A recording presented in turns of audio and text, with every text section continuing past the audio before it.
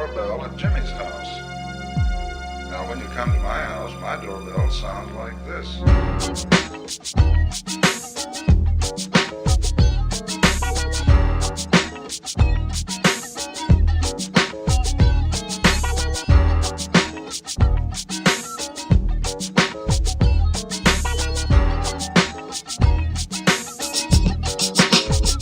Hey, welcome to the People's Weekly. We're getting started late as usual. It's me, Tim Best Buds, and Nolan Hack today. I won it last week, and I cursed you out live on the air, so sorry about that. I'm sorry. What's up, everybody? I'm an asshole. I'm sorry, I'm getting all the levels straight while we talk. So yeah, what's been going on with you, Nolan? How you been doing? Activism-wise, anything new? Well, big news this week. Got to give so much credit to the rest of the Kevin Cooper team because I had nothing to do with this. There's a New York Times article this week detailing Kevin Cooper's illegal imprisonment. And very detailed. It even goes into the stab wounds of the victims, the Ryan family, and the young child, Chris Hughes. And for those who don't know, Kevin Cooper is a black man who's been on death row for over 30 years. 5 federal judges have come out preaching to his innocence. The UN have come out publicly preaching to his innocence, Amnesty International, along with many others. And he's still in prison. They nearly killed him in 2004 with less than 4 minutes on the even worse, with less than 4 hours on the clock. He still suffers PTSD from that. And I implore anybody to go to SaveKevinCooper.org, and you can learn all about Kevin Cooper, the man and the case.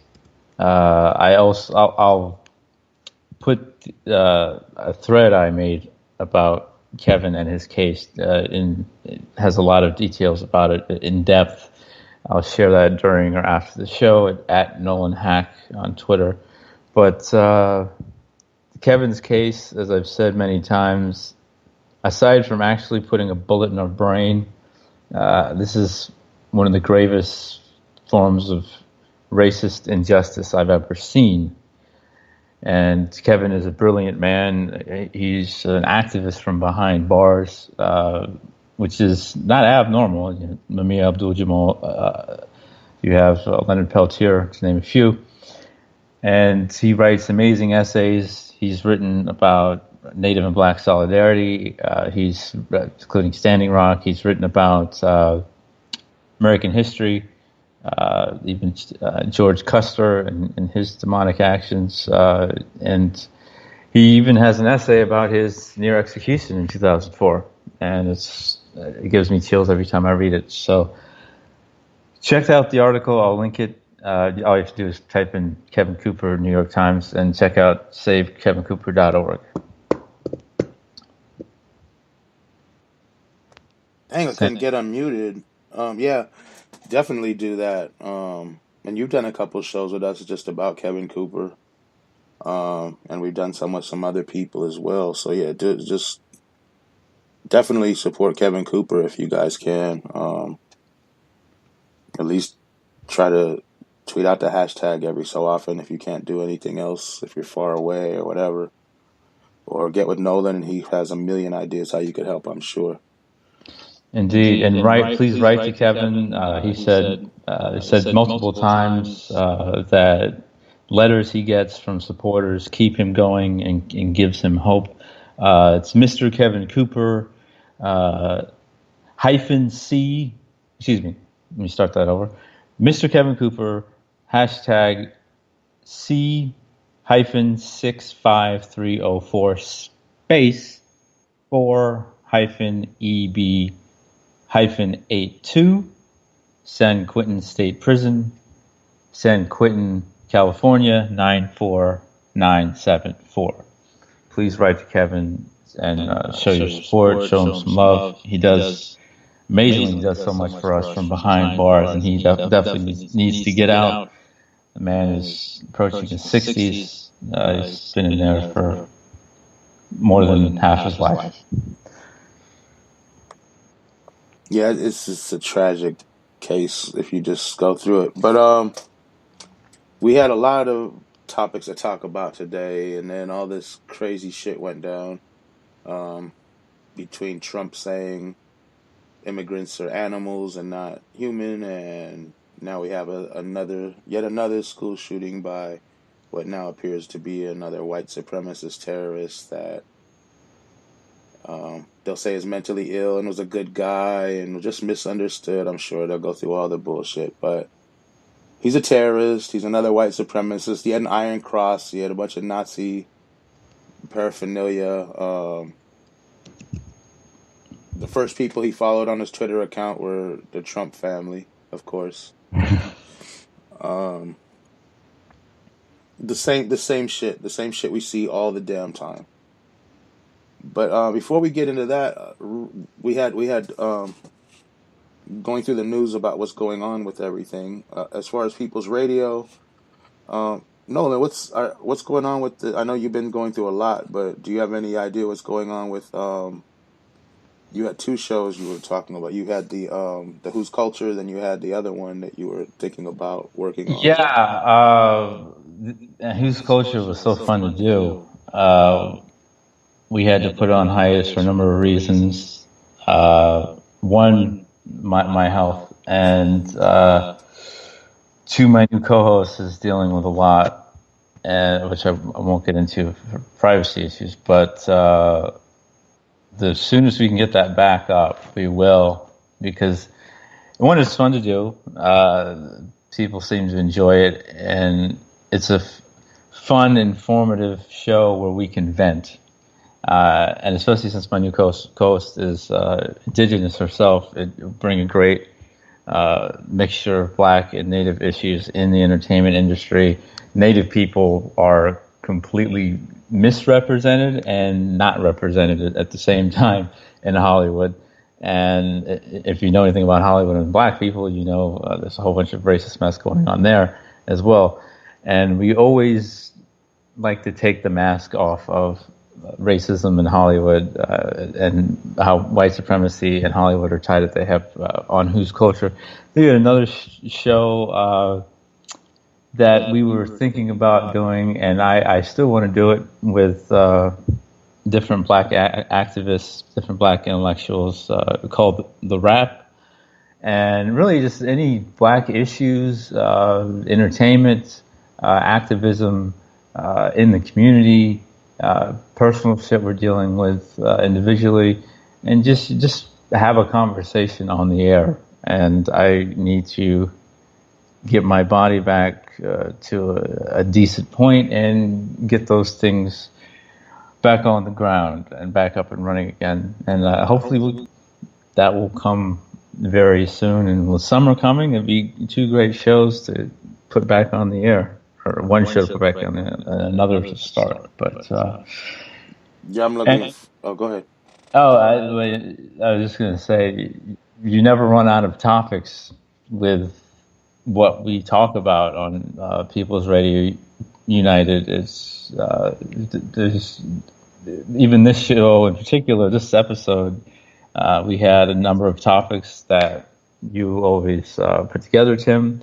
But so much has happened in the last 24 to 48 hours that we've had to add topics and cut up the other topics that we had, some of the other topics that we had. So definitely a lot to talk about as always. And hopefully those shows will be up and running soon enough. Life comes at us fast. Oh, man, you ain't kidding. Yeah, no, I'm looking forward to those shows, especially Who's Culture coming back. A lot of people like that show, and the new show sounds awesome. Yeah, I'm really excited about those. I'm working on a lot of video stuff right now, so that's what's taking so long. because some of it is, I'm waiting on, because you're involved in part of a show we're doing called R&R, stands for Renegades and Revolutionaries. We're just waiting on some more equipment because I want it to look right. I want it to look more professional, and I want it to just be a certain way, So we're waiting on some lighting and some more mics.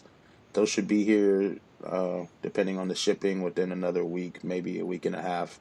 And I'm going to get started on that. And I'll be contacting some of you local activists out there that know me and I know you, and maybe some I don't know so well. And it's gonna be a really good show. I'm gonna just talk to activists who are out here every day working hard to try to get freedom, equality, or pushing certain issues that are really, and causes that are really worthy. And we're going to ask them some of the same questions and some different specific questions about their causes. And the same few questions we'll ask everybody will be to kind of, see what everybody's thinking. Because, like I said before, even a couple shows ago, someone was asking, like, what does an anarchist believe? And I said, well, I could tell you what I believe, but I'm sure if you asked 100 anarchists what they believe specifically about all these things, there'll be 100 different answers. So I think that's going to be kind of interesting, just hearing everyone's opinions and ideas and thoughts on how to make things better and what's going on, and from all of these different viewpoints. I think that'll be really something cool, hopefully. And then me and Steve Shagwell are working on a animated religious show, and that'll be coming soon. We've recorded some stuff already. We're working on the drawings and recording some more and writing new episodes. And they're all straight out of the Bible. And so, like we said before, don't get mad at us, get mad at your book. and then, go ahead. We have a comment on Twitter about the show. Since we're talking about Christianity on this particular episode, at Fu Si Yu Ho, he says, number one, white boy Jesus. I think he's asking Jesus. This is a direct question to white Jesus here. His name is Fuck Yo Ho. We go with that. So he's asking white Jesus, how did you get your name? That's so important and wipes away any genocides I might commit with the letter J. Didn't exist for hundreds of years after your old solar myth death. Is this just a story made up for slaves? That's a good question to ask white Jesus. I wish he'd answer, but he doesn't exist. Well, white Jesus' father seemed to be somebody that loved slavery and condoned slavery. And even if you believe that the Jewish people back then were white Eastern Europeans, then he even condoned slaves, enslavement of Eastern white Europeans from other Eastern white Europeans. So, yeah, and then going to the New Testament, it doesn't get any better. Slaves, obey your masters. It's a horrible, how come one of the 10 Commandments was don't own people?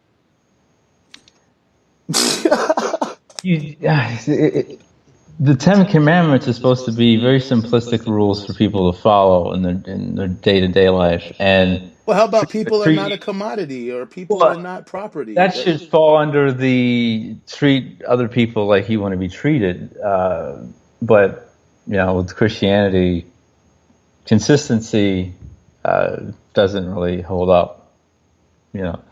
But people pick and choose what they want to believe in Christianity. And I say it all the time on the show.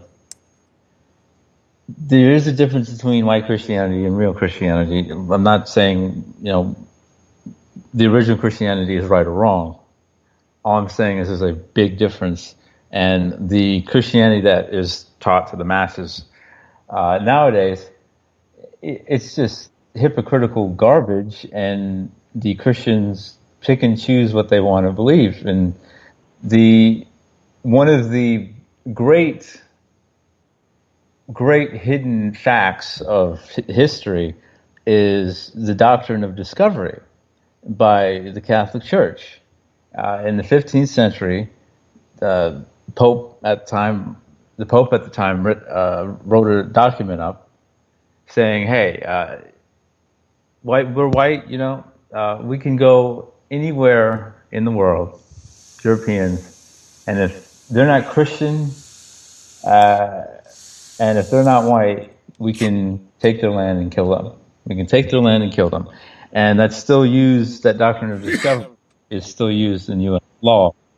So in God we trust, we got to get rid of all that stuff, whether you believe in whatever you believe in or don't have a faith. Church and state needs to be separated. And even though the government has said that it is, and they take steps to make sure it is, they obviously don't. You're not taking big enough steps if you all have prayer breakfast in the White House. I'm sorry. Exactly. Exactly. But you know what? We might as Gotta well separate. just do the last subject first because we seem to just tangent on into that one already. Yeah. Yeah. So I'm looking for it right now so I can read it because I'm very slow at opening windows that I had closed. I could read it. You wrote it up. I'll read it. Is Christianity the most dangerous death cult of all? Yes, I'll just answer that question for you. Other death cults like Heaven's Gate, Jonestown, etc. The members killed themselves to try to get into heaven, but Christianity, uh, They want to kill everyone. They want to they kill want to. all Yeah. of us. They want to kill all of us to bring on the end of the world so they can go to paradise with Jesus. And we can all burn in flames forever. Well, not Which, you, Nolan, but we as in me and everyone that thinks like me. but isn't that funny though? Because what Americans say, especially on the right, about Muslims and Islam and Sharia law, well, they kill and put bombs in their chests to be suicide bombers to go into heaven and have 77 virgins. Well, okay, that's not right Well, either. you know, But I think what you're doing is okay with the killing everybody, and then you'll get into heaven because you well, enslaved and killed. they don't see it that way. They see it like the Muslims running with bombs, but Jesus and God are going to take care of this because all the people die in world wars and famine and terrible tribulations and Armageddons and oh man, horsemen of the apocalypse kind of shit. And then at the end, Jesus comes and slaughters everyone, casts everyone into hell, and his people either get raptured up before or after. I think there's a big debate about that, but they're hoping they all fly up into heaven before all the drama hits.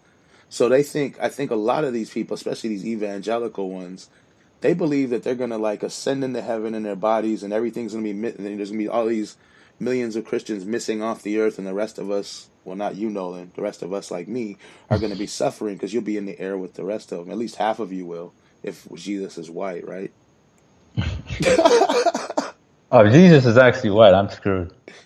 I'm with you. I'm with the heathens then. What if you died and it was all real and you got up there and Jesus was sitting there with an American flag and an I'm, I'm AK-47? I mean, send me to an purgatory. an AR-15. I guess that would be hell because that would be a big practical joke played Blonde on. hair, Southern accent, Confederate Oh, flag on the other side. oh my gosh, that would be the worst. That's hell. That's not heaven. He says, Hell. you didn't love America enough and spit his chewing tobacco out. Because I think that's what they think Jesus was like Oh with a yeah, trucker hat on. He he looks like a Republican. Yeah, that is just cut that long hair into a mullet. that Oh is man. amazing. But yeah, How that was something I was thinking about. Like all these death cults that are so horrific. These people killed themselves. Now I know Jonestown, they shot some reporters and stuff, and they killed themselves because I think the government was closing in on them and stuff. But a lot of these cults think they're gonna ascend to heaven, and they kill themselves. Some of them, the leaders don't die or whatever, but it's ridiculous. They don't. None of them are like, oh, we want the world to end so we can, ascend into heaven. That's some sick shit if you really think about it. We want famine and war and destruction and mayhem, and we'll just fly up in the air and let all you bitches suffer because we really don't give two fucks about you. And then after all this suffering and torture, you're still going to get tossed into a lake of fire for eternity with screaming and gnashing of teeth while we look down upon you and say, wow, we were better than you because we believe some bullshit that couldn't be proven. Yeah, It's it's really absolutely way out. bonkers. It's just bonkers. It's It- fucking insane. I'll drop my phone. That's how insane it is. It's the definition of insanity, and they keep Hollywood continues to push the narrative that Jesus was white, and that's I know there's a lot of black folks that disagree with me on this, but the fact that we still buy into Jesus being white is so harmful to us because it reinforces the notion that white people are better than us. Their God that they made us believe in is white also. So they're higher up on the ladder. We have to hold ourselves up to their standards, which are very, very twisted and demonic standards, ironically, white standards. But it's very harmful for one race that's being subjugated by another, for that subjugated race to believe in really a cult, as you said, of the race of the oppressor and their beliefs, and this myth of a man who never existed. Jesus was real, but whether you believe if he's Christ or not, there's a whole other story. But the man was real, but white Jesus never existed. He was a man of color. He was either Arab man or a black Arab, which white people don't admit, because then they have to go, wait, my God is black, or my God is not white. How this is awful. Here's something. I don't know how this happened, but this is what I think, and this is going to tie into number one because they're all kind of related. Like if you heard some Fox News anchors talking about this is prophecy being fulfilled with the whole Jerusalem embassy and all this bullshit, and that's the beginning of the end of the world to them. That's what they want. That's what they're so happy about. So, you know, um, it's really sick. These people want to bring on the end of the world, and what they don't realize it here. Let me read this next number one real quick, and then I'll explain what I'm talking about. How they're kind of connected. In occupied Palestine, or what some call Israel, the new U.S. embassy is to be built in Jerusalem. Thousands of Palestinians protested. Israeli soldiers fired live ammunition rounds at protesters, killing over 60 unarmed people, mostly peaceful Palestinian protesters, and wounding 2,700 more. Nikki Haley, speaking on behalf of the United States, said Israel showed great restraint.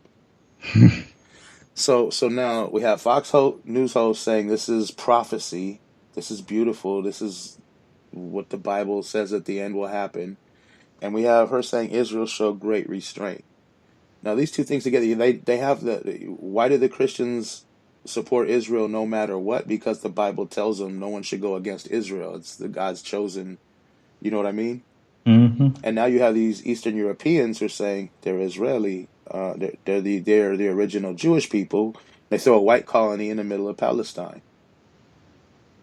But Yeah. these damn fucking stupid ass Christians, I put out a tweet about this shit the other day. What they don't seem to get is the Jesus that they love and worship so much was Palestinian. He looked, I mean, not Palestinian. He looked more Palestinian than he would Polish. He was Arab. He was an Well, Arab. yeah, that's what I'm saying. If you put Jesus in between a Polish dude and a Palestinian dude, he'd resemble the Palestinian dude a lot more than the Polish dude. That's the truth. So here's the thing: their whole game is they're backing the wrong team. You see what I'm saying? Mm-hmm. The nation of Israel they're backing isn't the one that Jesus was originally from. Jesus wasn't from Europe. No, yeah, He that's wasn't a white dude. Like I don't know if he was one person that existed or a conglomeration of people put together as far as story wise, but we know one thing: he wasn't in Europe anytime during that shit. and that's the wild thing, because how are you going to continue to make paintings and glass artwork on your churches saying that show the apostles being white and Jesus being white, when the area at the time, and still to this day, is full of non-white people. We know why. You're pushing the myth of white supremacy. Bow down to our religion, bow down to our God, bow down to us. But that's just the hypocrisy right there. Yeah, and you see it all the time in movies and TV. I grew up as I had 4 grandparents. They were all very Christian. So it's a lot of movies about Christianity, a lot of movies about Jesus that I had to sit and watch. Jesus was always white. He's always white. He's not white. He was not white. And that will mess with your mind growing up, whatever color you are, especially if you are mixed like myself and have a black parent and a white parent. I didn't know what was going on, but I bought into it anyways, which was obviously very harmful. Believing in something that has been hell-bent on destroying us as a people, along with other people of color and especially indigenous people. But it's just astounding. That's white hypocrisy in general, but white Christian hypocrisy is off the charts. And the Catholic Church, the fact the Catholic Church exists is ridiculous. It's absolutely ridiculous. If you are an average person, I don't care what race you are, I don't care what gender you are, I don't care how much money you make, I don't care what your situation is. If you look at the Catholic Church and you have a decent form of morals about yourself, you should be looking at that church going, we need to shut that down. Pedophilia, not okay. The killing of, and the condoning and killing of people of color for centuries on end, that's not okay. Saying that homosexuals shouldn't marry, that's not okay. These are these basic forms of morality, yet we're down at the Catholic Church, just leave it alone. Just leave it alone. At least with Scientology, there's some notable pushback in the mainstream, but with the Catholic faith, it's too bad. Those kids, it just sucks what happened to them. But God will sort everything out, and we'll go to mass tomorrow morning, and everything will be fine. And then what's the thing? Now I'm going on a tangent. What is the thing with the confessional? You just go into the confessional. You can do whatever you want, but you go into the confessional and everything's clean. You can kill 15 people yesterday, but you go in the confessional. So I'm sorry for killing those 15 people. That's how the whole Christianity thing works. What Catholics are the confessional, and the priests, the Christians, they just pray for forgiveness a second before they die, and if they're sincere about it, they go to heaven. I remember having as long as they've done the whole salvation thing. That's the main thing. If you take Jesus into your heart and are true, the faith teaches that you will be saved and go to heaven. And my dad and I had kind of an ongoing conversation later in his life about a person's last days and heaven and hell and that whole thing. And we were kind of researching on our own and together if hell existed in the Christian faith. Like if you actually break down the Christian faith, what it was originally taught. And apparently it doesn't. So, and if I'm wrong, if any... I don't understand. What are you saying? Hell doesn't... You're saying in the Bible there's no hell? Because there is. The original Bible... Apparently, there's no hell. But what is the original Bible? I mean, there was books, and then they canonized it. Like, which ones do you take as legit? Which ones do you take as fraud? Which ones do you take as bastard copies and real? You know what I mean? We don't Yeah, even know who the authors of most of these are. that's another problem because from what I've been told and researched myself, in order to find those texts, you have to pony up a lot of money and then also find them. They're not easy to find. And then you have to learn a different language, Hebrew, Latin, Ethiopian, etc. Well, if you're rich, you could just pay translators, right? Well, yeah. Of course, most rich folks aren't interested in decoding something like that and actually helping folks. But back to what I was saying, and I put the question to my father. I was like, "Well, what about Hitler?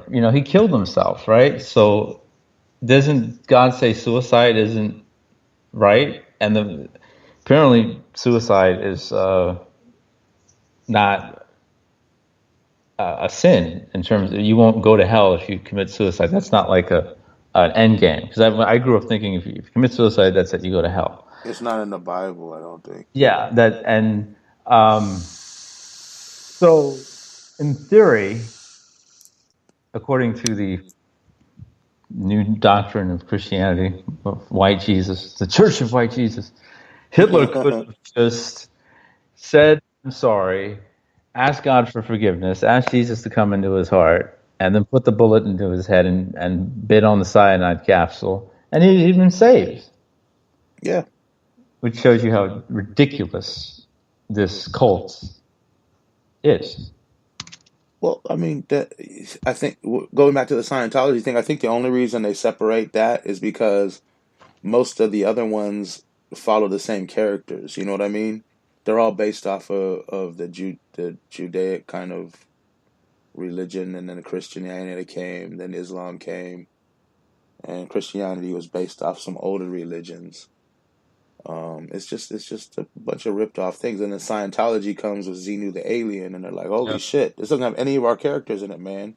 Even the Mormons put some of our characters in it. This is bullshit. And that's the thing about it. Like, Christians will go, "Hey, Scientology is ridiculous. The crazy people. How could someone believe that? Really? Noah's Ark? Are you kidding me? No, two of every animal was somehow wrangled together by a very, very, very old man, and then he built a boat that is what as big as 50 football fields or something, and then put the animals on the boat. And science has disproven that could be possible at all. Dude, I had 3 of every species in my garage, and then I had to use a couple extra closets to fit the rest of them in. So I know it's bullshit. Yeah, but there's the hypocrisy again. Like, you're going to believe in this stuff. You're going to force us to believe it. But if someone else believes something that is that far off, even a little off center, you're going to condemn them. But Christianity is beautiful because you can say science doesn't do it, but God is magic. Yeah. It doesn't need science. He can go around science. Damn your science. It's like, where was God during all this other shit? Where was everyone's God during their atrocities? Never seems to be there for them.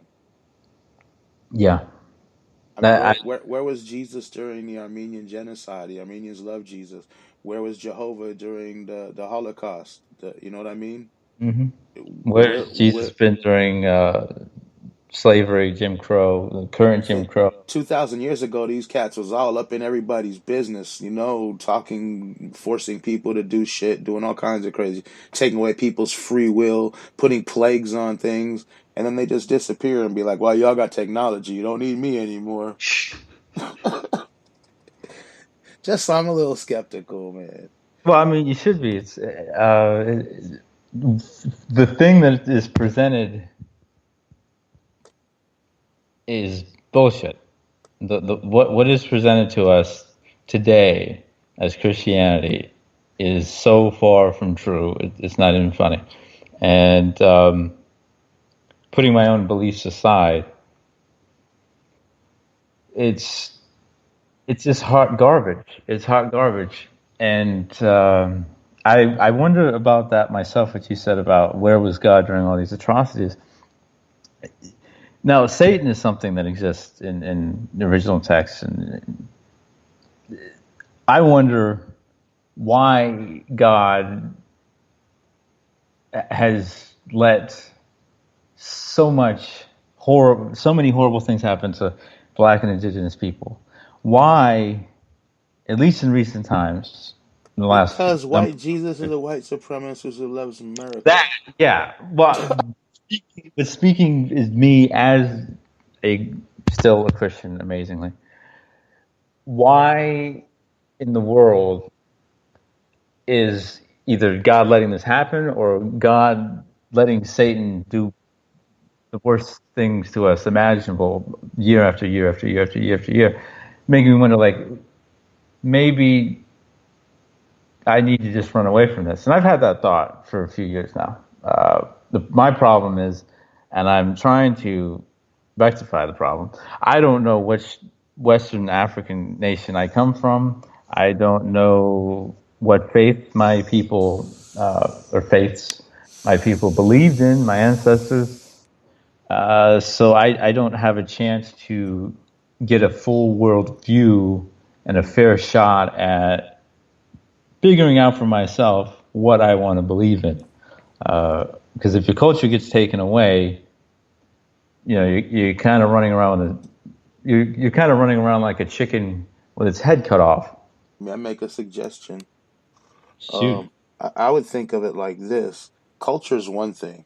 It's good to know your culture. It's good to know where you came from, where your ancestors were, what they believe, but it doesn't necessarily mean you got to believe the same crazy 1,000-year-old bullshit they did, whatever it is. You know what I mean? You can respect it, you can learn about it, and it doesn't have. I don't think people need to have some kind of religion. I mean, just live your life and try to get everybody free because there's people coming around after us. We're insignificant. Not like anyone's insignificant. I'm saying everyone's insignificant. You know what I mean? Mm-hmm. Like I'm no different than somebody that's been dead 1,000 years, and the person that's going to be here in 1,000 years is no different than me. We might have different technology and this and that. It's just we're just humans on this damn earth. So why not every generation try to make it better for the future? Because there's more people coming. You know what I mean? We're going to be gone, and whatever you believe in paradise or heaven or just dirt like me, I mean, there's nothing wrong with fertilizing the ground, and life comes from shit like that. Yeah, I can see what you mean. From my standpoint, and my people's standpoint, knowing our culture and where we came from is vital to repairing everything that has been broken in our societies and our way of life and just our own humanity. But I know there's more of a turn to atheism nowadays, which is fine. And the mainstream religion people would look at, and they did at the time when they were taking those religions away from us. They look at old African faiths as voodoo and crazy nonsense. But yeah, it's very short-sighted of them to say that, because, like, again, Noah's Ark and Moses with the staff and the Red Sea parting and all that stuff. I just want a fair shot to do what every child and every person growing up should be able to do, whether it's come to the realization in your mind, okay, I'm an atheist, or I'm a Muslim, or I'm whatever. And Black people don't get that chance for the most part. So I just want that chance to Yeah, I don't to think a lot of grow. people get that chance, Nolan. I Well, think, yeah, I think what your parents force on you is kind of what you are. unfortunately, that's, I think, like I've said many times, it should be illegal to teach religion to kids as being the one true thing. But it's not. But I think that's it's horrible to put that shit on kids. But I don't think most people have a choice. I think if your family's Muslim, you're gonna be a Muslim. If your family's Christian, you're gonna be a Christian. And depending on how strict and forceful they are, it's just worse and worse. Some people But say fuck it and rebel, and other people will stick with it even if they don't believe it, just because. yeah, you should. If you have kids and if you have a faith, you teach them about it, but don't be all, hey, you have to believe in this. I'm dragging you to church or mass or a mosque every week. But all I'm saying with myself and other black folks, the difference between not having a choice of a religion versus not having a choice to just really grow up as a person through faith and spirituality. We our culture, we don't know our culture, and we don't know our specific cultures, and within those cultures are faiths, and that's where my disconnect comes in, because I'm 30 now and I still don't know, what my my ancestors believed in, and I just I'd like to know. Then I like to research about it and learn what the faith is and our faiths are, and take it or leave it. We don't have that chance. On top of what most people in America growing up go through, is being forced, or a lot of, I should say, being forced to believe in a religion because your parents believe it and your grandparents believe it. There were times church was mandatory for me and my siblings. Church camp was mandatory. And that ended up effing with my head because I'm believing a lot of falsities, a lot of anti-black, anti-color, anti-transgender, you name it, rhetoric. And you're right. The kids should not be forced into a religion. It's one thing when you talk about right and wrong. Treat other people with respect. Tell your boys about consent. These things, basic right and wrong. But then when you get into religion and faith, you shouldn't be forcing that down your children's throats. Yeah, I mean, it's just like, this is the one religion the kids don't hear about these other ones. They ask about the other one. Oh, that's from Satan, or you know what I mean? That's a trap from Satan to get some people, or those are bad people, or they believe some crazy stuff. But then, they're not like, but we do too. It's like, they believe the crazy stuff. Our crazy shit, that's some real stuff. So yeah, our magic is real, their magic is bullshit, and none of their magic ever works. So yeah, I mean, no, I totally agree 1,000% on being educated and learning your history of ancestors and culture, but adopting a religion, I don't know, man. There would have to be some hell of proof. Yeah, so much of it, most of it, it's taken on faith. It's astounding.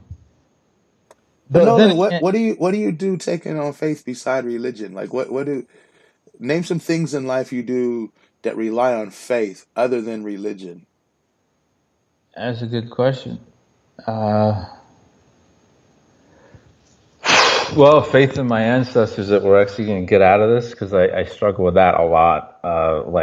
This has been 5 centuries. We're still in this. They're still doing this to us. There's no clear sign that this is going to stop anytime soon.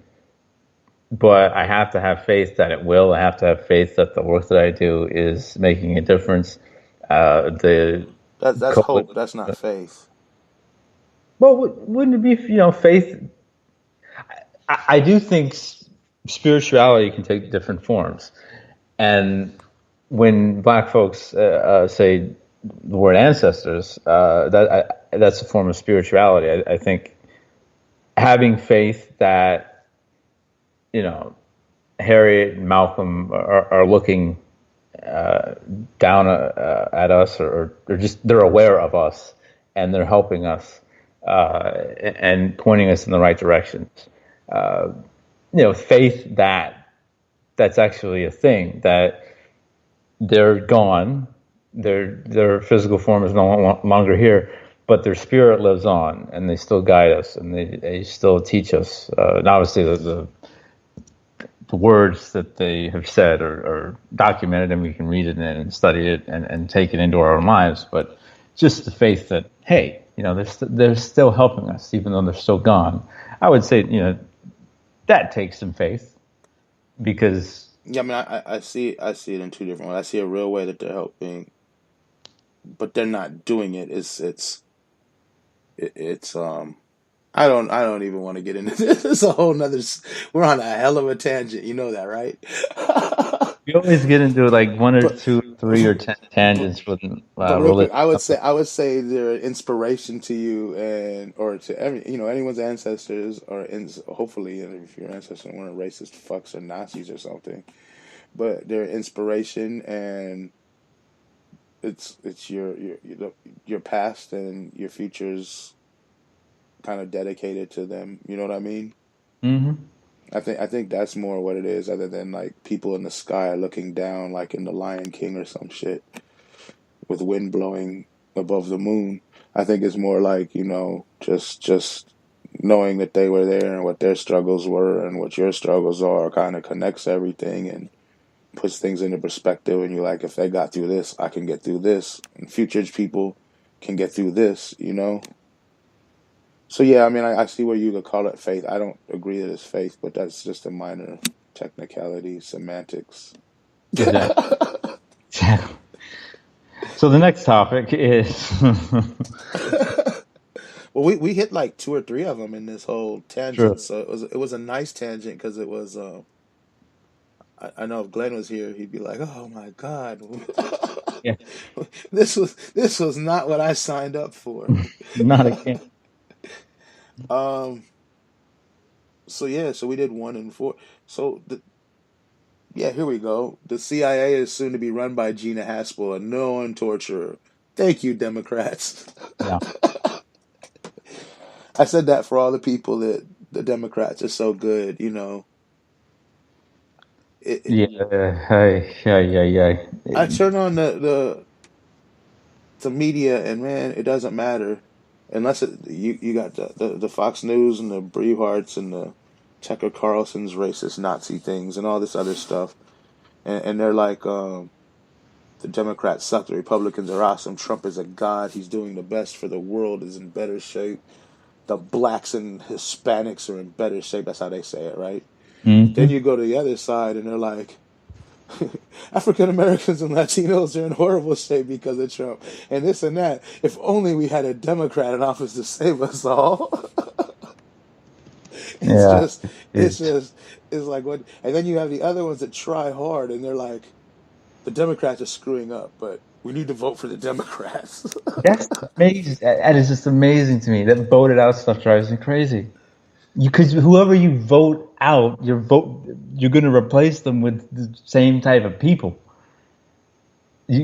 Unless you take the system out, the only way you can get within that system is selling out didn't and didn't selling your soul and becoming a congressman or senator or governor or whatever. Yeah, it's ridiculous. Didn't Gina Haspel hide shit and try to cover up the torture, destroying evidence and all Well, kinds of stuff? they've been trying to hide the torture stuff for years until it finally came out. Which is why people like Chelsea Manning and Eric Snowden, or Edward Snowden, excuse me, are so important. What they did and what they do. But yeah, the war.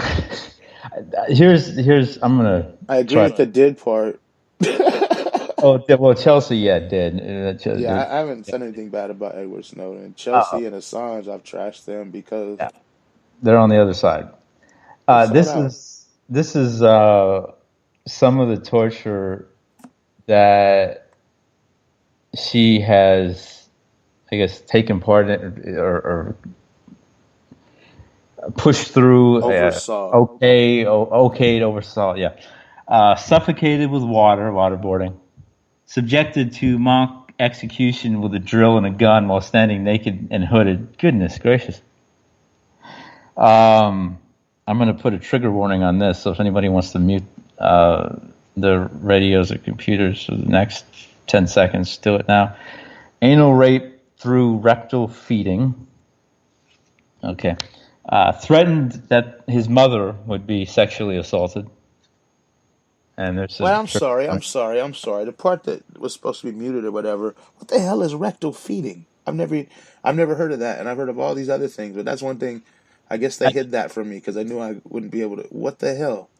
Well, I guess it's similar to suppositories, like because you get nutrients that way. I've never understood that either, but I just remember hearing about suppositories when I was growing up.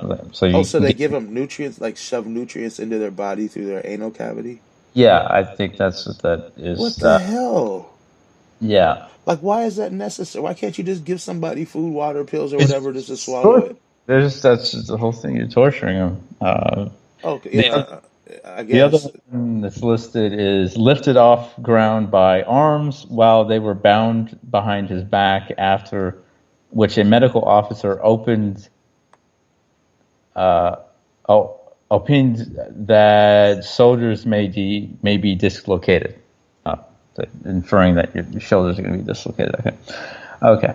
So that's just a few of the things that she oversaw and okayed, but Dems voted her in. They saved but those tactics saved the world from unknown millions of terrorist attacks, right? Fake terrorist attacks. It's been proven through science, through studies, that torture is no. It does not work. It should not be used. This is not the first time. It won't be the last where someone like this woman will be voted in by Democrats and Republicans. This Haspel woman. They try to say, hey, she's the first CIA director who's a woman, so it's good. Where have I heard that before? Well, Obama's the first black president, so it's good. Hillary would be the first woman president, so it's good. These and all the people I mentioned condone torture, have okayed torture, overseen torture, mass killings, etc. Yeah, just before the show, we were talking for a few minutes, and you reminded me of something I didn't even think about when I was telling you we should talk about this jackass orange king ruler guy, Trump, saying that illegal immigrants are not humans, they're not people, they're animals. And he was like, that's no different than everybody else. And I thought, and then you explained. You want to go through that real quick so the people know it's still horrible. It's just nothing new. He's just a little bolder with it and wants to quote Hitler. But Hillary Clinton did it with the super predator thing. Mm-hmm. You said Obama did it with the thugs with guns or something. He called black people thugs in Baltimore. He called children in Chicago gun-toting criminals. Yeah. So this is not new. The only difference is it's a Republican saying it, so it's okay. And that is, I've seen memes, one with Hitler and Trump, what Hitler said about the Jewish folks, and I'm just thinking, well, so it's only bad if a Republican is saying it. Is that what I'm hearing here? Trump's just more sinister with it.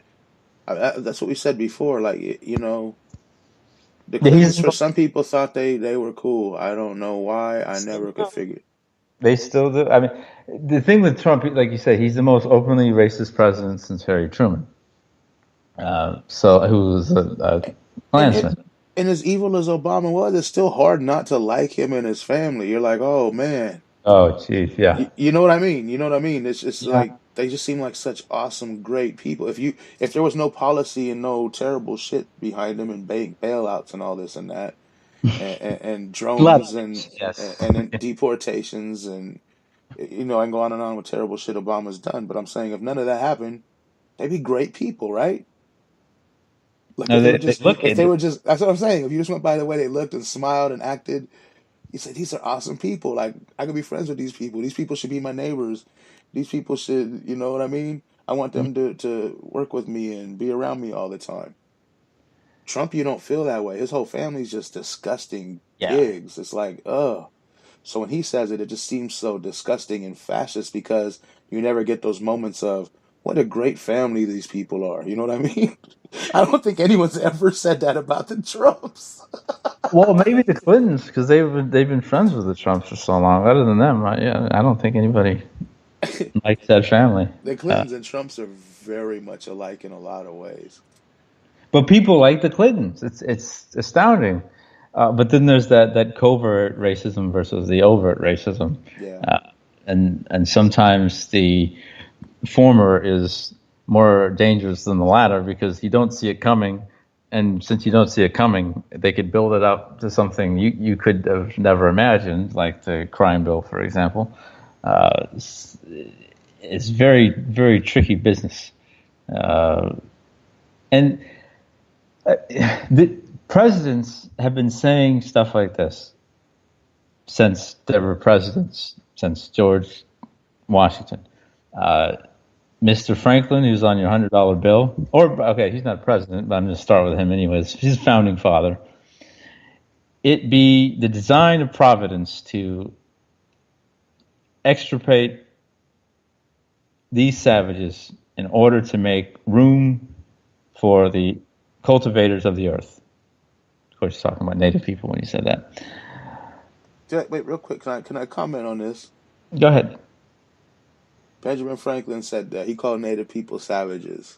Yeah. Today, no, I'm saying it's been going on forever. Now Yeah. that rapists, it's just new words for savages. But the people doing all the killing and all the occupying and all the destroying are the ones that get to dictate what other people are savages. I said, I tweeted and I Facebook posted this. I said, white people are the savages. Facebook banned me for 3 days for saying that. And what was really funny, a white friend of mine posted the same thing and posted with memes and posted it 100 different ways, 100 different times. She didn't get banned once. Probably you got reported for it. Yeah. But dude, why are you complaining? People are deleting their Facebook account. You get banned for a few days. You should be thanking them. Whole hornet's nest. This is George Washington. Beasts of prey, though they differ in shape. Talking about Native people again. First president. But Trump's the only bad guy here. He's a bad guy we got to deal with now. That's the way I look at it. That's the way I looked at Obama. That's the way I looked at Bush. That's the way I looked at Clinton. That's the way I looked at Bush. That's the bad guy we got to deal with at the moment. You know what I mean? Well, that's true, but at the same time, we need to recognize this racist past because Franklin, Washington, they're still honored all over the country. The nation's capital is named after America's Hitler. Jefferson's in the White House and on the $20 fucking bill. Exactly. And remember when Trump said the thing about Elizabeth Warren being Pocahontas and the Navajo leaders were there, the former code talkers. And what was that? He's like, and some people call him Pocahontas. I don't know. Like, what does he talk? Does he think he's a comedian or something? Like, what the hell's wrong with him? Yeah, he thinks he's the life of the party every room he walks into. But there was outrage, that of course, but there was outrage also because there was a portrait of Andrew Jackson behind them, and obviously to have a portrait of Andrew Jackson with Native people in the room is pretty disrespectful.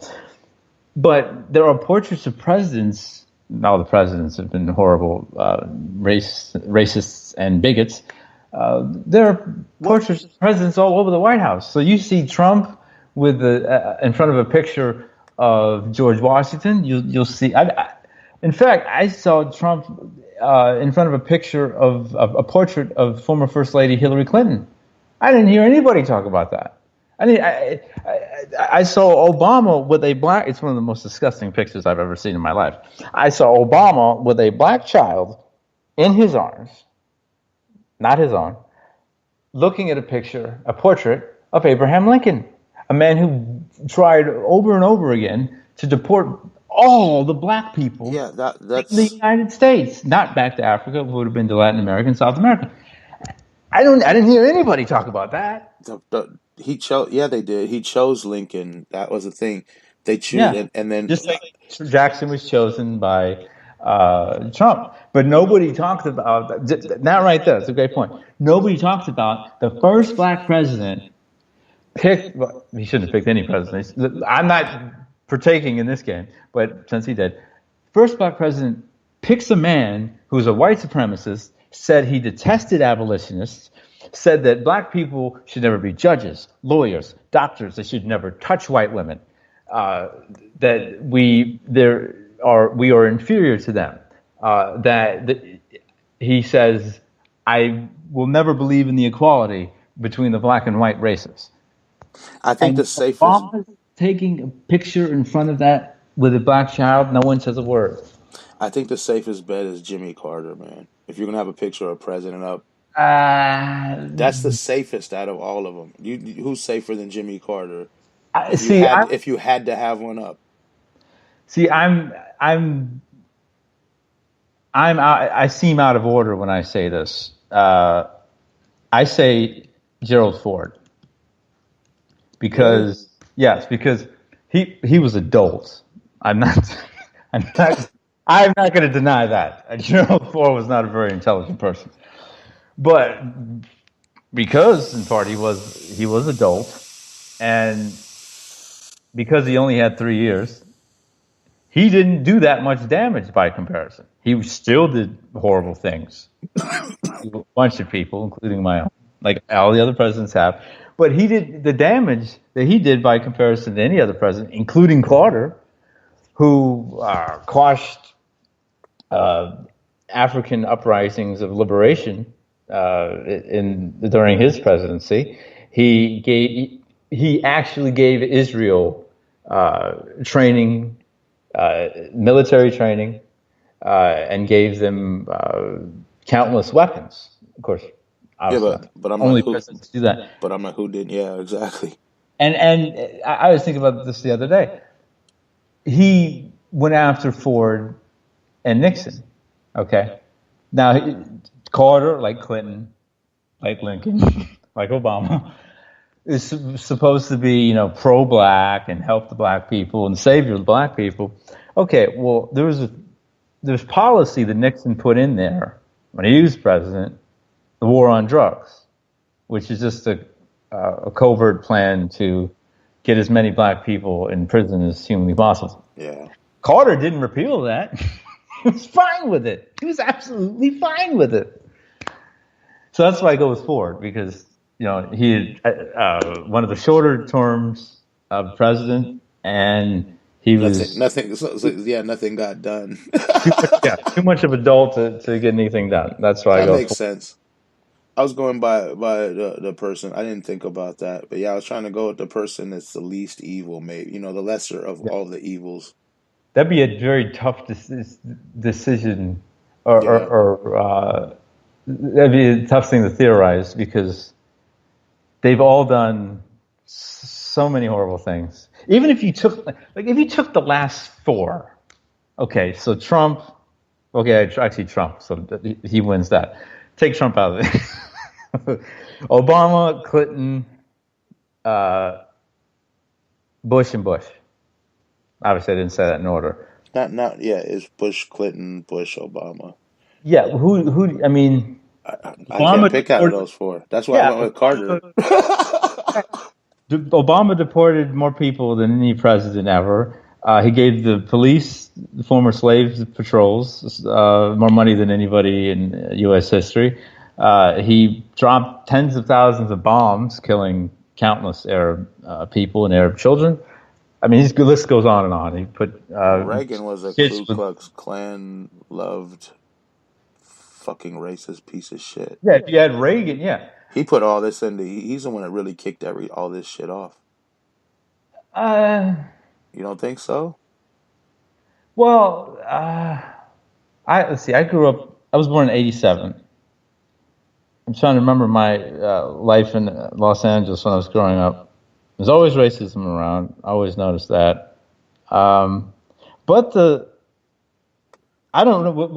Were there more alt-white type folks walking around in the open in the '80s? Because like there are now with Trump.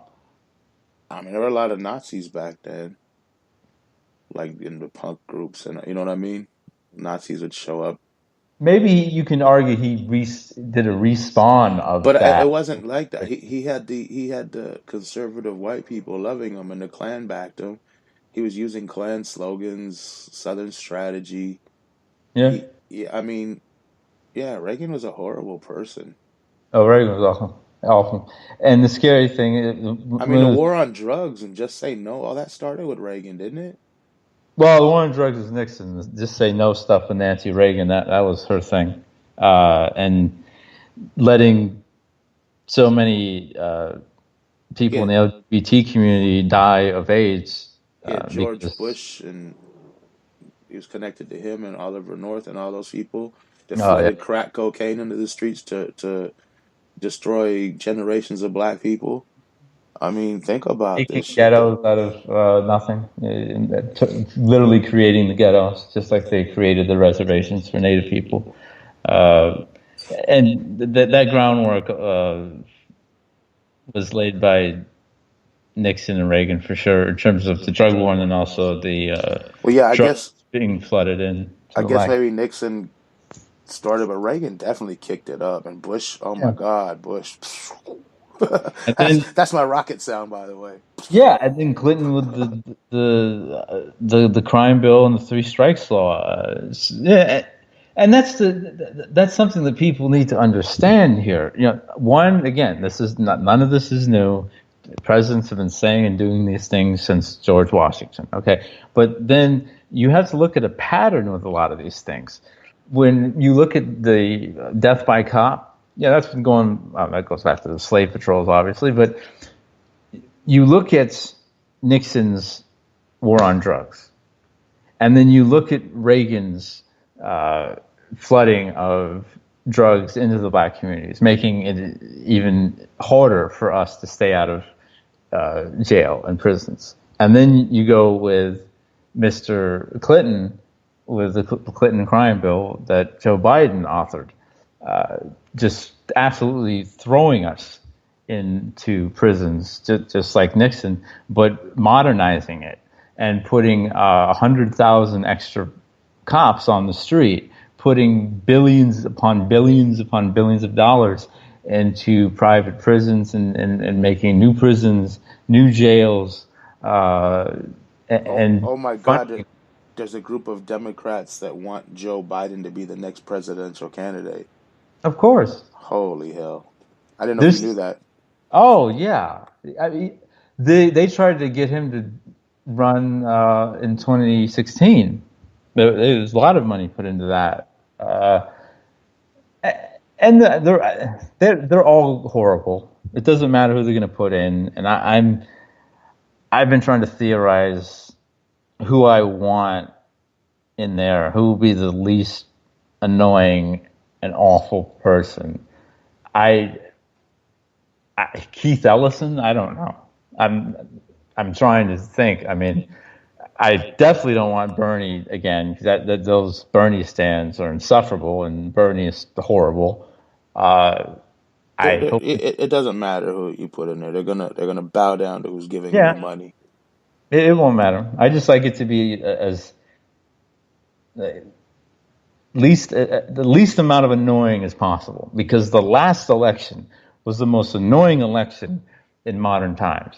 That was awful, and the election in 2000 was awful.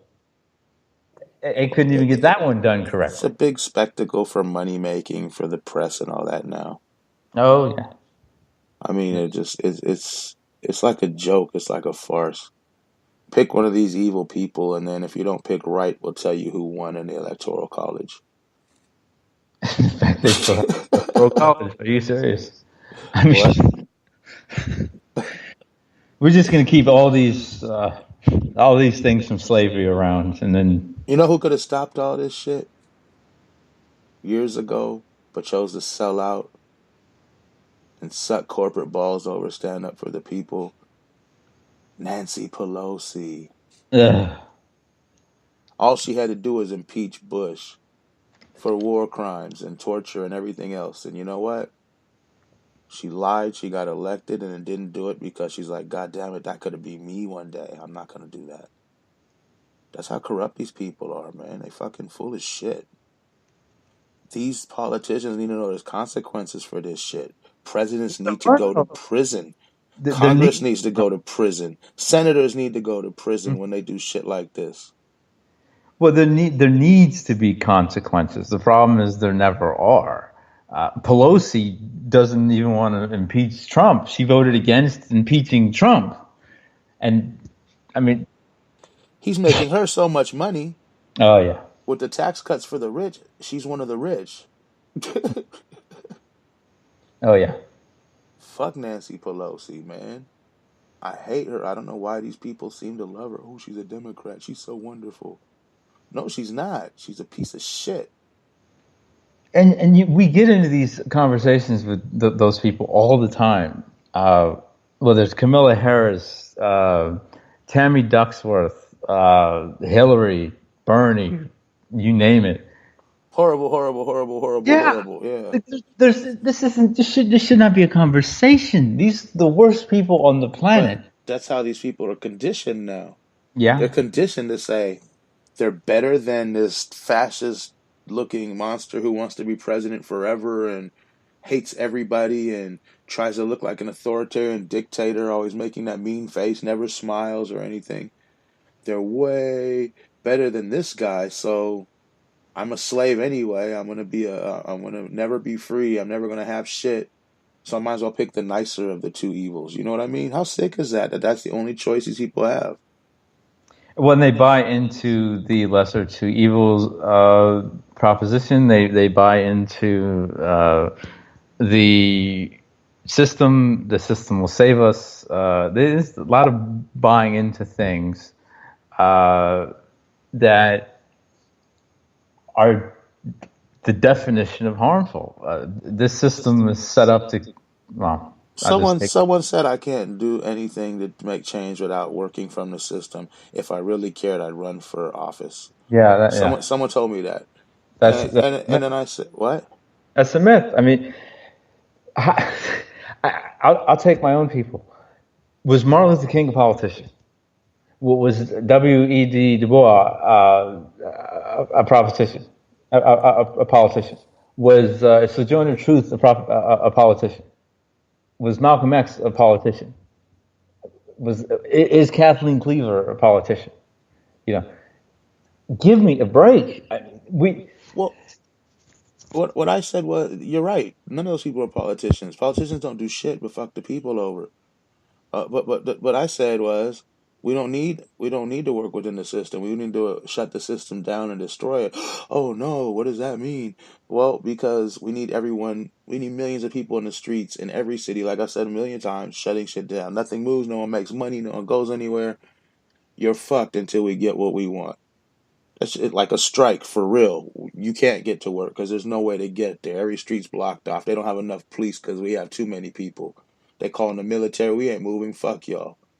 I'm Get not one to but take advice from Europe or Europeans, but we need to take a page from their book with how they protest, because they put people in droves in their protesting, whether it's for good or bad, whether well, it's for Nazis or for women. they're not as terrified as we are. They still have the feeling that they have some rights. We don't really have that feeling. But the other thing is though, you have to be not terrified or have nothing to lose. Be so terrified and know that there's no, you know what I mean? That's what happens. But we need people out there, and then they're like, oh, well then people will die trying to get to hospitals and stuff. And you know what I said? People are dying every damn day already. What's your point? And then, oh, I can't talk to you. You're illogical. How? If people are going to die every day from crazy, what? We just had 10 people die today from a school shooting we were talking about at the beginning, right? Mm-hmm. If we had blocked off the streets, those 10 people might be alive because nobody bit the school because they couldn't get there. Mm-hmm. So we just saved 10 lives. What? I mean, there's two sides to look at everything. But at least at the end of this, however many people die or whatever, it might be me, it might be you. They might attack the shit out of us. They might bomb us. You know what I mean? Who knows what they'll do? But in the end, hopefully, we'll have more rights, more freedom, and more dignity, and they'll treat us with some respect because they know if we did it once, we could do it again. You know what I But that's the mean? thing. In terms of in terms of actual pushback, things that we saw during slavery, things that we saw during the civil rights movement, things that we saw with the native fighting the federal government, and even to this day. But I'm talking about when the land was continually taken, and that Western expansion was in full force. But what we need to do, and what we saw from those movements, is we need to come together in mass numbers, like you said. We need to do it consistently. I mean, when I see, and it happens every fucking day since we were first slaves in the 1440s, black person is killed, and we go out in that city, 10 of us, 100 of us, 500, whatever, into the streets, say his name, say her name, say their name, fuck the cops, no justice, no peace, and then we go home and we forget about it. Now, all of us that have been taken by the system and white supremacy need to be remembered. That's not what I'm saying. What I'm saying is, hey, we need to, one, whatever we're doing, make it consistent until we actually get change, and then two, go after the root of the problem. Okay, so if you're talking about police violence, okay, well then go after the police. Go after have a bunch of people right at the police station of whatever person of color that they killed that day. Go to Capitol Hill. Barricade the offices of Chuck Schumer or John McCain. Yeah, because, I mean, think about that. The police can't dispatch if their offices and stations are surrounded just out the blue. Like, that should happen immediately when this happens. Police kill some unarmed person. We don't need to see a video. If they ain't already showed it, we already know. We've been through this too many times. That place should have 100,000 people surrounding it. Like no one's moving. There's over 300 million people in this country. There's a lot of people of color in this country. There are a lot of people in the LGBTQ community in this country. There are a lot of women in this country. There are a lot of marginalized people in this country. We should be shutting shit down every single day. And it doesn't have to be, okay, I'm just going to not make any money and just, protest every 5 seconds. It doesn't have to be like that. I mean, obviously, and that's where organizers come in and put things together. But we need to make a grand effort on a daily basis against the system. The problem is there is too much of a disjointed feeling around this nation because most people, whatever creed they come from or whatever creed they are, they don't think it's that bad, or they're fine with it, or they believe in the system to save us from the system and all that. So until we get to that point, education is so key. Education in our own communities, homeschooling our kids, getting the right information, and educating ourselves as adults. I've learned more in the last 2.5 years since I joined the movement than I did, in I don't know how many years I was in school, than all the years I was in school. So we need to start putting in the work on a wide scale and get at that lethargic feeling, that superficial feeling, and this talk of reform, that reformist thinking. I mean, it's been getting us killed for so long. You can't. If you have a rotten apple, throw it away. You don't eat it. you throw it away. If the apple is rotten, throw it away. You don't eat it. Okay, so the system is rotten to the core. Get rid of the system. This is very simplistic. In this society, white society, we make things a lot more complicated than they need to be. It's from the standpoint of what needs to go, it's very simple. The system needs to go. And I've said this before, the Russian Revolution, the landmass was bigger in Russia than it was here in the United States. French Revolution, okay? Name your revolution in Africa. Name your revolution in Africa of black nations fighting back against colonialism, taking our shit back. So it can be done. It has been done. It just needs to actually be done, and the work needs to be put in. And people do not want to do that, even within the activist community, because now we have the whole resistance nonsense, thinking that Trump invented racism. We need to trust the Democrats to get us out of this. I mean, you have these resistance people talking about how James Comey and Robert Mueller and the FBI are heroes. They're terrorists. These are terrorists. These are white terrorists, and they're heroes. Somebody in Trump's administration said something insensitive about John McCain and his cancer.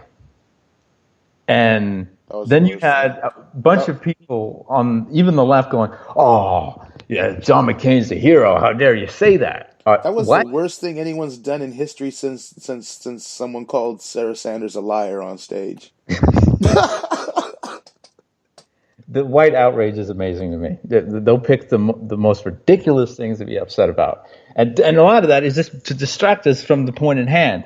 The point at hand being not what they said in the Trump administration, because they're not calling out John McCain's crimes, but deflecting from the point. Hey, wait a minute.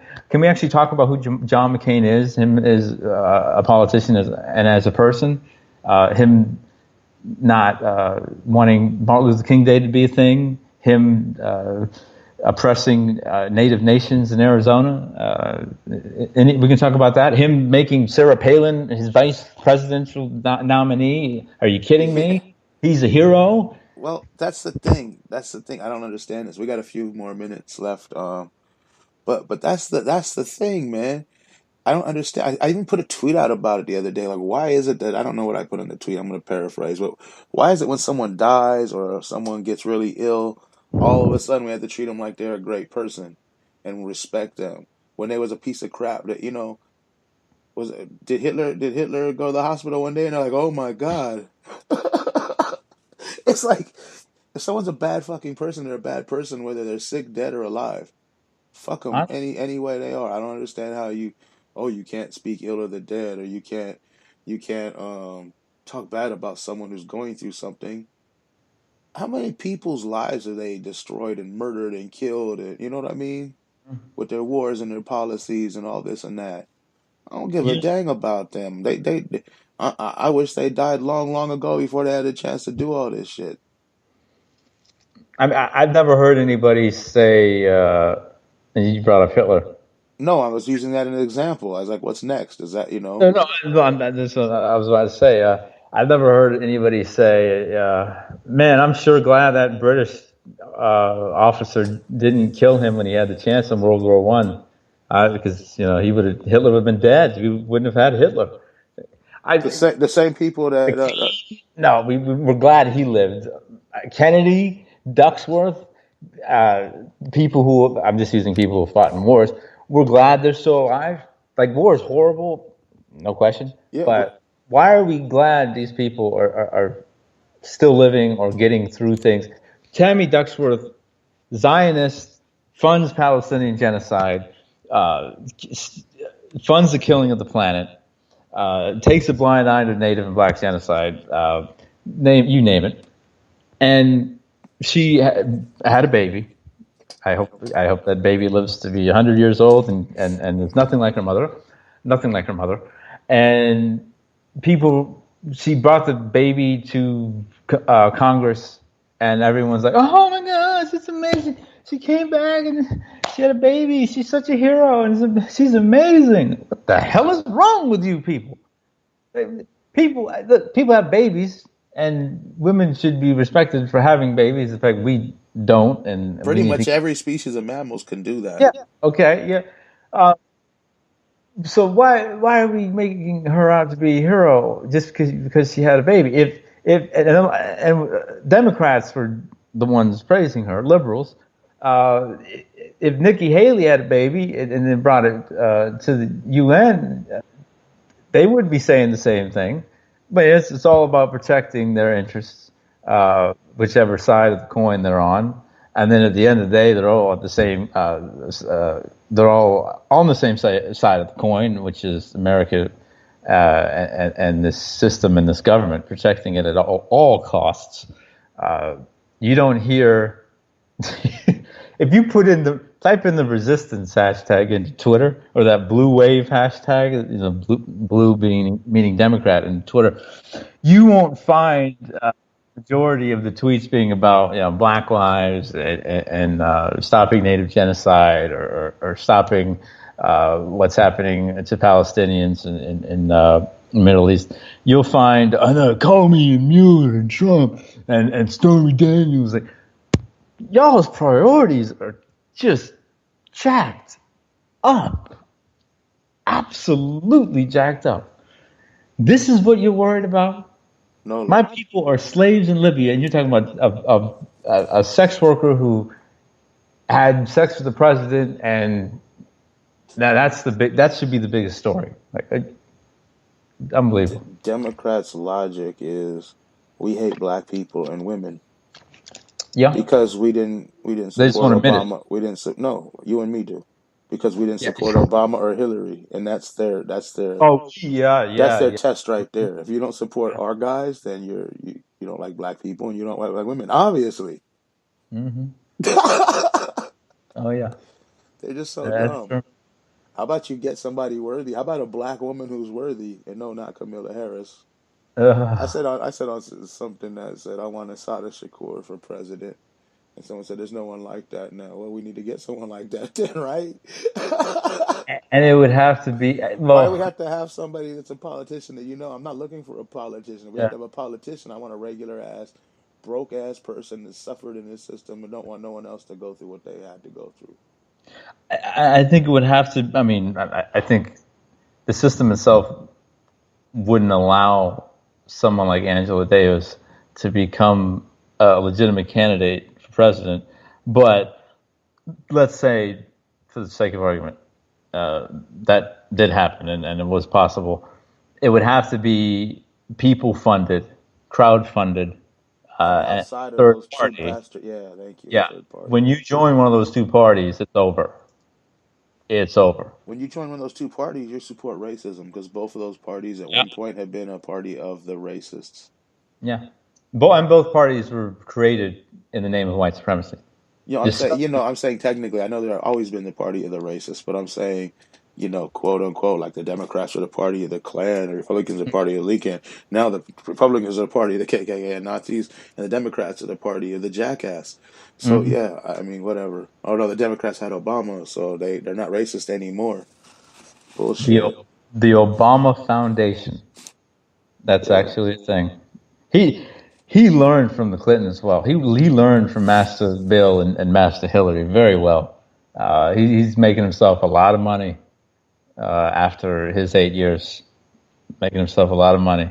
Book deals, speaking tours, the Obama Foundation. I mean, my goodness gracious. That's capitalism on steroids. What the Clintons and Obama's Clinton's Or, daughter, they trying to think about running her for president. Someone was oh, talking about that on one of the outlets a few weeks ago. oh my How God. wouldn't that be awesome? I'm gonna need to take a vacation And then when and then the election happens because I don't want to be here for that again. I I hope hate these Obama's things. daughters don't go into politics, man. All these people's kids go into politics too. Look what Bush's did to this crap, man. We don't need your kids in Roosevelt, politics. Kennedy's, Trump jeez. just brought his kids in with him, unlike the others. Bush had to What? work and pull some strings to get his kid in. Trump just walks in with his. Yeah, and thankfully, I don't think Trump's kids are ever going to go into politics. That's not where their head's at. They're fucking in the White Close House now. What are you lines. talking about? Well, I mean, after Trump's done, I mean, like Oh, actually making oh, oh, something yeah. for Oh, themselves. Like I'm going to be a senator of New York or something like Hillary did. well, they're there now for business deals to make money. That's why they're Yeah, there. that's what they're doing now. I don't see them. The priorities are different. Not saying the priorities of the Clintons or the Roosevelts or the Kennedys are any better, but still. And then we said it. Whoever gets that nomination is going to be awful. My only hope is it's just not as awful as it could be, and not as annoying as it could be, and not as annoying as it was the last election. I mean, geez, Bernie and Hillary and Bernie. That was horrible. Yeah, I think it's gonna keep getting worse and worse until there's like almost like wrestling graphics on the sides of these, like ting ting. Who will? It's just gonna get more outrageous and more stupid and more ridiculous. And they would. I think It, part of the problem is when you have these elections, because I didn't really. I've always been interested in politics, but I didn't really start digging until the last number of years on politician A, politician B.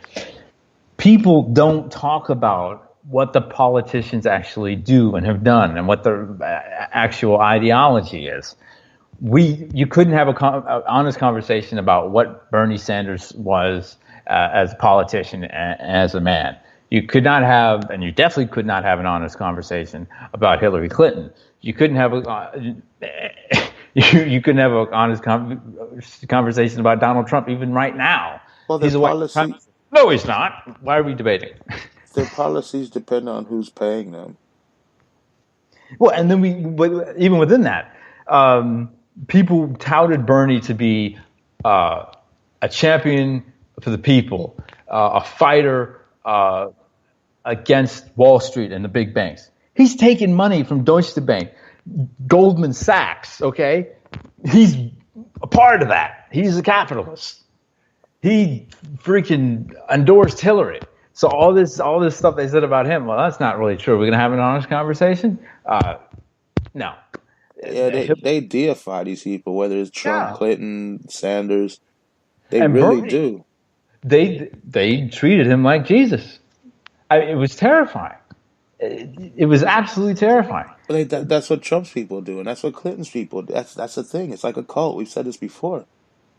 Yeah, American politics, white politics is a cult. It definitely is, because you can't have honest conversations. If you try to have the honest conversations, you're an outcast. You're the crazy person. So you're fighting a cult. You're fighting the myth of American exceptionalism. Even liberals, you can't talk about dead liberals without liberals whining and saying you're lying. You talk about FDR, it's like you're talking about their father. How dare you? FDR was a great man. What? He's a white supremacist. Andrew Jackson was his hero. He's a great man? Okay. Yeah. Kennedy, we love John F. Kennedy. He was a Hitler sympathizer. He was a Zionist. He contributed to black genocide. What are we talking about here? We're going to defend these people? We're on a huge tangent, but you know how they justify that? This is a bullshit argument to have. Times were different back then. It was just the way it was. Yeah. No, there were still people saying it was wrong back then. Just nobody was listening to them. Mm-hmm. That is one of the most insulting defenses white people come back with, and Always. I've heard both sides. I've heard, geez, I've even heard colored people say that. You know, George, my ex best friend, one of the reasons why we're not friends anymore, darkest day is long. Black dude, we met when we were 12. We were friends for over 15 years. And he started saying things like, no, I can't blame George Washington for having slaves. It was normal at the time. Huh? It was, what? How do you get your head to that thought? What kind of mental gymnastics do you have to do to get to that thought? Unbelievable. But of course, back to white folks. Just absolutely insulting, saying, no, it's different. It's different times. Okay, well, the Holocaust that was a while ago. It was almost a century ago. You want to just say that was okay or not that bad because it was different times? You know, the Great Depression. You know, different times. We didn't have Twitter back then. Completely different times. So Palestinian. I mean, the tragedy that they do to Palestinians on a daily basis. It's just the way it was in those times, right? But there's a whole bunch of people here screaming every day about how terrible it is. Yeah. And you know, in the future, some jackass racist is going to be like, it's just how it was back then. Mm-hmm. It's stupid, man. It's just amazing the hypocrisy of the power, the empowered and the privileged in this country and in this society. And speaking of the society, I heard something ridiculous today. It's a little off topic, but I don't know. I can't remember her full name because I don't really care. The black woman who's marrying one of the princes in England, she's having Prince Charles walk her down the aisle. Like, really? I mean, do you have any sense of your own history? Just like, honestly, Prince Charles? Do you know what the United Kingdom is? I mean, marry who you want. All I hear is you're marrying a welfare recipient, and a welfare recipient is walking you down the aisle. Oh yeah, Queen Elizabeth is the biggest welfare recipient in the history of the world. Jeez. Products of inbreeding, welfare recipients. Oh my gosh, that whole country. She could have just went to the Ozarks and found some hillbilly redneck and got the same basic welfare recipient inbred. Gosh. I don't understand why she had to go across the country for this. Like, whatever floats your boat, but you know, she must not love America. Yeah, I wonder how much animosity the English have for America because of the Revolutionary War. Like, hey, you disbanded from us. I don't know. Maybe I don't even know why that's news. Like, really, who cares who these people marry? That's going to be on CBS nationally. It's at I think our time in California. Is she someone famous? Like, what is she? Is she an actress or something? I don't think so. I could be wrong. I'll just Google her with 5 minutes left in the show. Humanitarian activist. Oh, okay, former actress. She's born in L.A. Did she act in a big movie or small, or you don't know? Okay, films. Like, is she real well known? That's what I'm wondering. A Lot Like Love. She was an extra. Remember Me. Get Him to the Greek. Yeah, I don't. She was. Have you heard of any of the movies? Yeah, Get Him to the Greek, Horrible Bosses. But I don't remember her in those films. So I guess she was small. Okay, she's more of a TV actress. General Hospital, CSI in New York. She was one of the case holders on Deal or No Deal. Okay. Oh, so she's a famous person, though, right? And I'm not saying this to be I wouldn't say famous because you know me. I could be standing next to the most famous person. Everybody knows. I don't know who the hell they are. So I'm not knocking her. I just don't know. She's a D-rated, probably an F-rated actress. She. But like a lot of people don't know who she is or what in the United States. I'm just. Yeah, no, I don't. I never heard her name until. So why do we care if some other country's pretend ruler's kid is getting married? I think that goes to the whole like princess prince thing. That's always been uh, So like little that's held a girls lot of can all mystique. aspire to marry Yeah, a rich that's welfare held a lot of recipient. mystique in the United States, and that's one of the things that is actually taught in U.S. history. Is like, yeah, the British used to. Well, I'm going to try to say this in correct terms because they illegally owned the land. But okay, the British were here, and then America fought them, and then America started to take shape. So that's one of the few things that's actually taught in American history. So yeah, they're still kind of beholden to royalty, and royalty's always been something that, especially white society, really likes a lot. The Princess Diaries 2, Anne Hathaway, that was very, very big film. So, but this is going to be on national TV. It's ridiculous. White priorities are But I'm saying, absolutely is part ridiculous. of it because of her? It's just because of the No, royal people. it happened with Diana. When Charles married her, whenever there's a royal wedding, Wasn't she already a queen or something? Diana, no. Yeah, I Uh, don't know. I don't know too much about that. and Whatever. then when she died, it was like Jesus Christ died. Everyone's, oh my gosh, Diana died. Oh my gosh. Yeah, I Oh. didn't understand any of that. It was like, okay, so she crashed. Oh well. Malcolm X killed by the government. Who cares? I don't care. Martin Luther King killed by the government. Good. We didn't like him. You can go down the list on those people Oh, killed by the government. man alive. But yeah, we got to wrap the show up. I guess we got through most of the topics and a whole lot of tangents. As always. So Glenn, we're glad you weren't here today. We didn't even get to go over North Korea. Maybe Well, you know what? Here's the thing. Last week we went over another thing on the North Korean thing, and Glenn was like, "You guys had it all wrong." So I felt stupid, so I'm not going to go over it right now till Glenn comes because he does know more about it than I do. I'll just say, since I put it in the tweet to put the show out on Twitter, I'll just say this: United States, leave North and South Korea the hell alone. Yeah, Just and just so you know, I think it's in the what is this? Oh, I think it's in the the description of the show.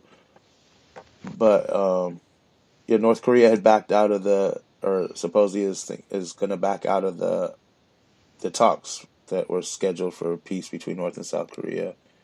And it was predicted by Glenn on this show a while back that they would do that. So Glenn's a smart dude. yeah, I mean he knows what's going on, especially on some things like that, way more than I do. I can tell you about how screwed up a lot of stuff is here, but when it starts getting international, yeah, I have enough trouble dealing with the United States. I have enough trouble just dealing with LA. There's so Yeesh. much injustice everywhere. It's like you can, yeah, Was that Glenn can catch it on a big scale. I can barely cope with a block away from me.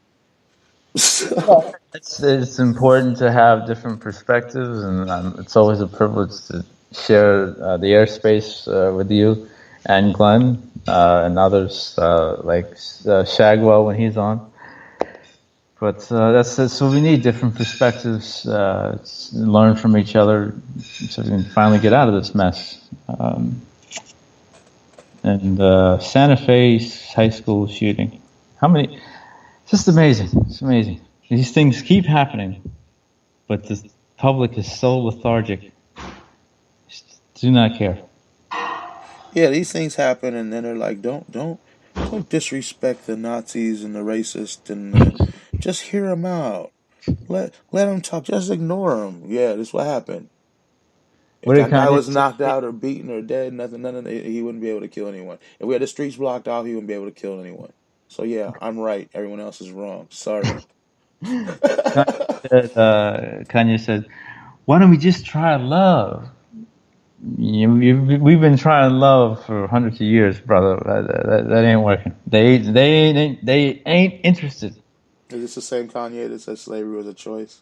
Yeah, he said. Oh, Yeah, he said that during. It was the same. during that whole time frame a couple weeks ago. Yeah. Yeah. Okay.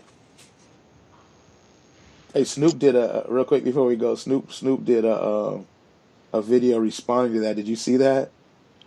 It starts off with like black and white, and he's looking in the camera at this funky angle, and he's like, "Yo, homie, what time we gonna clock in for slavery today? Because I don't know if I feel like going to slavery." I didn't see that. I did not see that. That is genius. That is brilliant.